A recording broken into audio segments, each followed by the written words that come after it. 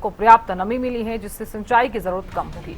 किसानों की लागत में भी कमी आने की उम्मीद है। जिले में करीब 4.5 लाख एकड़ में धान की खेती होती है, इसमें अब तक लगभग 70% रोपाई पूरी हो चुकी है। कृषि विभाग का कहना है कि बरसात से रुकी हुई धान की रोपाई दोबारा शुरू होगी और पानी की समस्या से भी राहत मिलेगी। भूजल संरक्षण को बढ़ावा देने के लिए डीएसआर तकनीक से धान की सीधी बिजाई करने वाले किसानों को 4500 रुपए प्रति एकड़ का अनुदान दिया जा रहा है। जिले में 30,000 एकड़ का लक्ष्य रखा गया था, जिसमें अब तक 20,000 एकड़ का पंजीकरण हो चुका है। शानदार बारिश आज हमारे क्षेत्र में हो रही है। इससे क्या होगा, देखो मेरा किसान साथियों से अनुरोध है कि अपने अपने खेत में भी पूरा ध्यान रखें। पानी पूरा लगभग हो गया है और निरंतर मुझे ये उम्मीद है कि बारिश और भी होगी। इससे क्या होगा कि देखो जो बीमारियों का प्रकोप था वो कम होगा। जो दीमक की इस समय सबसे ज्यादा समस्या रहती थी कि दीमक सबसे ज्यादा आती थी, वो दीमक अब खेत में नहीं आएगी बारिश के बाद।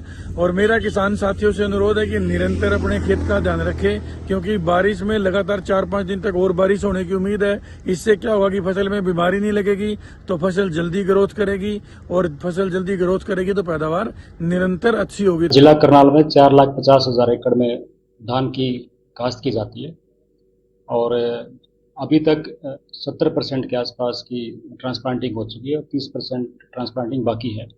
तो काफ़ी किसान जो वेट कर रहे थे बारिश की कि बारिश आए आगे ट्रांसप्लांटिंग करें, तो आज एक बारिश हुई है। तो बारिश का एग्रीकल्चर सेक्टर को बहुत ज़्यादा फायदा है, क्योंकि इससे जो धान की रोपाई रुक गई थी वो दोबारा स्टार्ट हो जाएगी। और किसानों को जो है, जो ग्राउंड वाटर टेबल जो डाउन जा रहा है, जो हर किसानों को जो है समस्या का सामना करना पड़ रहा था कि बिजली की समस्या कहीं कहीं आनी स्टार्ट हो गई थी, या फिर जैसे बारिश न आने की वजह से काफ़ी लोगों ने धान की ट्रांसप्लांटिंग रोक दी थी, तो दोबारा से किसान ट्रांसप्लांटिंग स्टार्ट कर देंगे। हरियाणा में मौसम पूरी तरह से परिवर्तनशील बना हुआ है। कहीं हल्की बारिश हो रही है तो कहीं तेज बारिश हो रही है, क्योंकि देखा जा रहा है जुलाई महीने के शुरुआत से ही जो बारिश की शुरुआत हो गई थी और आज पूरी तरह से प्री मानसून एक्टिव होता हुआ नजर आ रहा है। और करनाल जिले की बात करें तो करनाल जिले में भीषण गर्मी का जैसे प्रकोप बढ़ रहा था, उससे कि लगता है कि करनाल की जनता को पूरी तरह से राहत मिलती हुई नजर आ रही है। और किसानों में भी कहीं ना कहीं खुशी की लहर दौड़ पड़ी है, क्योंकि जिस प्रकार से धान की बिजाई का सीजन स्टार्ट हो गया और सबसे ज्यादा पानी की आवश्यकता होती है, मगर इरिगेशन की बात करें तो पूरा जिला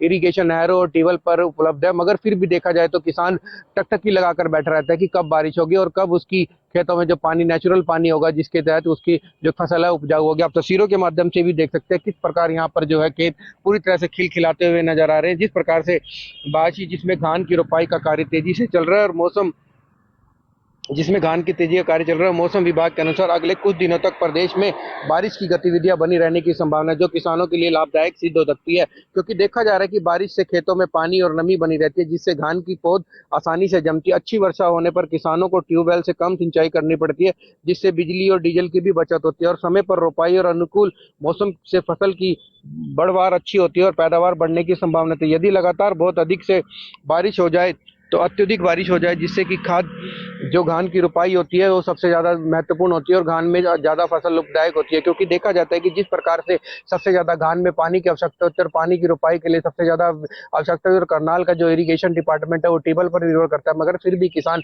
उम्मीद करता है कि प्री मानसून एक्टिव और अच्छी बारिश होगी, जिसके चलते उसे जो उसकी जो धान की रोपाई होगी और सबसे ज्यादा लाभदायक सिद्ध होगी, जिससे उसे मार्केट में बेचेगा तो कहीं ना कहीं अच्छा फायदेमंद उससे जो मूल्य भी मिलेगा। आप तस्वीरों के माध्यम से भी जैसे कि देखा जिस प्रकार से, और बता दें कि कृषि विभाग के अनुसार बता दें कि 2026 में कहीं ना कहीं 150 से 180